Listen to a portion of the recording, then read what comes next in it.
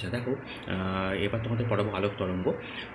বিজ্ঞানী James clerk Maxwell একটা তত্ত্ব দিয়েছিলেন, যে তত্ত্বটাকে বলা হয় তড়িৎচুম্বকীয় তরঙ্গ তত্ত্ব, বা ইংলিশে বলা হয় ইলেকট্রোম্যাগনেটিক থিওরি। ঠিক আছে, সেই থিওরি অনুসারে সেখানে বলা হয়েছে যে আলো হচ্ছে এক প্রকার তির্যক তড়িৎচুম্বকীয় তরঙ্গ। এই কথাটা তাহলে আমি আন্ডারলাইন করেছি, তার কারণ হচ্ছে এটা মাধ্যমিকে প্রায় লিখতে দেয় যে আলোক কীরকম তরঙ্গ, না তখন বলতে হয় তির্যক তড়িৎচুম্বকীয় তরঙ্গ, এবং এই তরঙ্গের বিস্তারের জন্য কোনো মাধ্যমের প্রয়োজন হয় না এই তত্ত্ব অনুযায়ী। ঠিক আছে, তার মানে এই আলোক তরঙ্গ বিস্তারের জন্য কোনো মাধ্যমের প্রয়োজন নেই।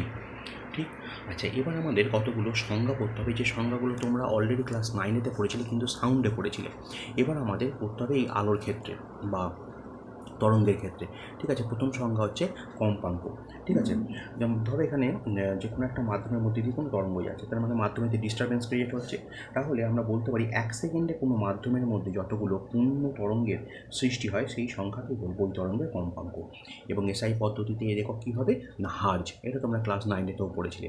তাহলে তরঙ্গ দৈর্ঘ্য কাকে বলে না, তরঙ্গ দৈর্ঘ্য হচ্ছে কোনো তরঙ্গের উপরই স্থিত সমদশায় কম্পিত পরপর দুটো বিন্দুর মধ্যবর্তী দূরত্ব, সেটাকে বলা হয় তরঙ্গ দৈর্ঘ্য। এবং যেহেতু এটা একটা দূরত্বকে মাপছে, তাই জন্য তার একক হচ্ছে মিটার। কিন্তু সমদশায় কম্পিত কথাটার মানেটা কি? তার মানে হচ্ছে তরঙ্গের উপরে দুটো বিন্দু যাদের ক্যারেক্টারিস্টিক্স সমান, ঠিক আছে, তাদেরকে আমরা বলবো হচ্ছে সমদশা সম্পন্ন বিন্দু। তাহলে সেরকম দুটো সমদশা সম্পন্ন বিন্দু আমাদেরকে জানতে হবে, খুঁজে বার করতে হবে।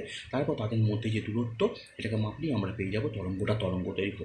নেক্সট হচ্ছে তরঙ্গের বেগ। তরঙ্গের বেগ কাকে বলে? একক সময় তরঙ্গ কর্তৃক অতিক্রান্ত দূরত্ব কী বলা হয়? তরঙ্গের বেগ। এবং এর একক কী হবে না মিটার পার সেকেন্ড।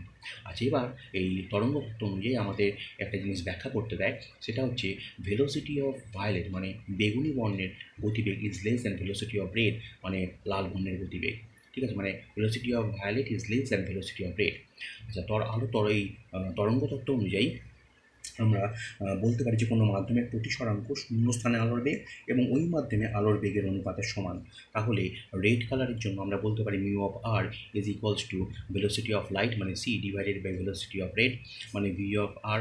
ঠিক আছে, এবং মিউ অফ ভি মানে ভায়োলেটের জন্য প্রতিসরাঙ্ক আমরা বলতে পারি কি velocity of light c divided by velocity of violet. এই দুটো রিলেশনকে যদি আমরা ভাগ করে দিই, তাহলে কী পাবো? Mu of r by mu of v is equal to v of v by v of r. আচ্ছা, এর আগের লেকচারে আমরা দেখেছি mu of r is less than mu of v. তাহলে দুটোকে যদি আমি ভাগ করে দিই, তাহলে কী পাবো? Mu of r by mu of v is less than 1। এটাকে যদি আমরা এই পাশের রিলেশনটাতে ইউজ করি, তাহলে কী হবে না v of velocity of violet is by velocity of red is less than 1। আমরা যদি গুণ করে দিই, তাহলে কী পাবো? Velocity of violet is less than velocity of red, মানে বেগুনি বর্ণের গতিবেগ লাল বর্ণের গতিবেগের থেকে কম। অন্যান্য বর্ণের আলোর গতিবেগ কিন্তু এদের দুজনের মাঝামাঝি থাকবে, তার মানে লাল বর্ণের আলোর গতিবেগ বেশি এবং বেগুনি বর্ণের আলোর গতিবেগ কম। ঠিক আছে, আশা করি সবাই ব্যাখ্যাটা বুঝতে পেরেছো।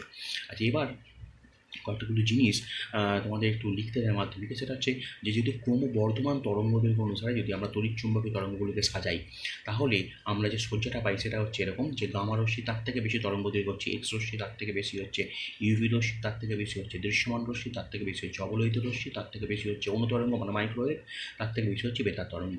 তার মানে এটা হচ্ছে কী পেলাম আমরা? একটা ক্রমবর্ধমান তরঙ্গ দৈর্ঘ্য অনুসারে যদি তড়িৎচুম্বকীয় তরঙ্গগুলোকে আমরা সাজাই, তাহলে আমরা এরকম সজ্জা পাবো। এর মধ্যে থেকে 2 বা 3টে তোমাদেরকে দেবে, নিয়ে তাদেরকে বলবে ক্রমবর্ধমান তরঙ্গ দৈর্ঘ্য অনুসারে সাজাও, বা উল্টোটাও বলতে পারে ক্রমহ্রাসমান তরঙ্গ দৈর্ঘ্য অনুসারে সাজাও। আচ্ছা, এই জিনিসটাকে যদি আমরা ক্রমবর্ধমান কম্পাঙ্ক অনুসারে সাজাই, তাহলে কীরকম পাবো? উল্টোটা পাবো। তার কারণ আমরা জানি V is equal two new lambda মানে নিউ মানে ফ্রিকোয়েন্সি অফ তরঙ্গ দৈর্ঘ্য একে অপরের ব্যস্তানুপাতিক। তাহলে প্রথমে থাকবে হচ্ছে বেতার তরঙ্গ, তার থেকে বেশি কম্পাঙ্ক হবে অনুতরঙ্গ, তার থেকে বেশি হবে অবলোহিত রশ্মি, তার থেকে বেশি হবে দৃশ্যমান রশ্মি, তার থেকে বেশি হবে ইউভি রশ্মি, তার থেকে বেশি হবে এক্স রশ্মি, তার থেকে বেশি হবে গামা রশ্মি। তাহলে আশা করি এই সজ্জাটা সবাই বুঝতে পেরেছো, এবং এই সজ্জাটা কিন্তু মানে এই প্যাটার্নটা কিন্তু লিখতে দেয় বিভিন্নভাবে, এটাকে মডিফাই করে লিখতে দেয়, কখনো ক্রমবর্ধমান দেয়, কখনো ক্রমহ্রাসমান দেয় তরঙ্গ দৈর্ঘ্যের ক্ষেত্রে, বা কম্পাঙ্কের ক্ষেত্রে এটাকে বিভিন্নভাবে লিখতে দেয়। ঠিক আছে, তো সবাই এটা ভালো করে মুখস্থ করবে। Thank you.